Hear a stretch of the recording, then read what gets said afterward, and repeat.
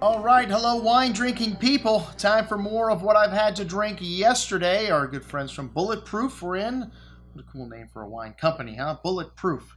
And anyways, Mike, I've known for a long time, Greenfeld, and he brought us a nice little mixed bag of stuff here today. I have to say the Art Farm wines we've had before, and one of my problems with them is the non-vintage connotation is not good in the fine wine world. But this wine's a nice little wine, lot number 2, or number 2, lot number 813. Sounds a little antiquated. But anyways, Ron McDonald was in the Australian wine business and sold his company Old Bridge Cellars, and now he's making wine as a negotiant, and I think he owns some vineyards also, but very good winemaker and a really nice guy, good wine personality. This wine's a blend of 4 Rhone whites, and it's from a vineyard in Rutherford, Napa.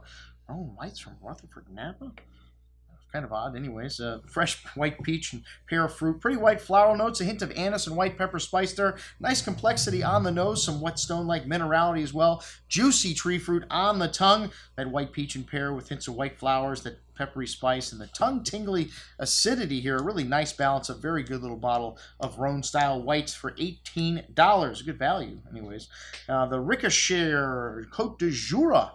Talk about some odd stuff. The Sauvignon grape, and it's a distant cousin of Gewürztraminer, and it has that kind of lychee nut and kind of floral, perfumey note to it. Kind of a lemongrass highlight coming out on the second day with this wine, along with some candied orange peel. Really strong mineral nuance to this wine. Usually these wines are fairly expensive too. This is a good little value for a Jura at $24.50. Smooth and creamy wine on the tongue with kind of a honey note. The bitter lemongrass and orange peel on the finish. Really nice length and really good freshness here to this wine. Tongue-tingly minerality on the finish. Excellent juice. And then our good friend Casey McClellan, who was just here, our Seven Hills, the new release of the Ciel de Cheval, which is one of the top vineyard sites on Red Mountain, the smallest of all the appellations in the Columbia Valley, but the most sought after fruit. Only 4,000 acres there. This wine is Cabernet Sauvignon, Merlot, Cabernet Franc in equal parts, and a little bit of Petit Verdot thrown in the mix. And this 2011 was the coldest vintage since 1999, so these wines very fresh,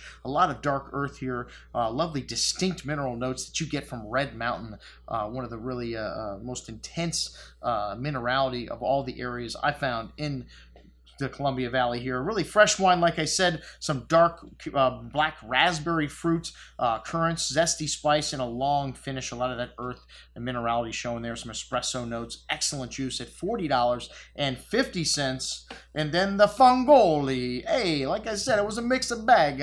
Fongoli Montefalco Sagrantino. And this is a really wild varietal Sagrantino. Really fun from the Umbria region of Italy. This is a 3rd generation family, very traditional, which means they use large Slovenian oaks, not Chinese oak, and a good amount of that dark, rustic, kind of earthy quality you get from Sagrantino, dried herbs, flowers, meaty notes, really unique bouquet of aromas here, this Sagrantino varietal, and a really big and chewy wine here also, still young, the 2008 vintage, kind of a bit on the wild side there, dried herbs and flowers, and a long finish, lots of tannins, and lots of acidity, a lot of everything, a really balanced wine. This wine needs a little bit of time at $35, an excellent example of Sagrantino de Montefalco. All right, that's what we had to drink with our friends from Bulletproof. I'm your host, Andrew Lampasoni, signing off for the Wine Watch, saying remember, always drink the good stuff first.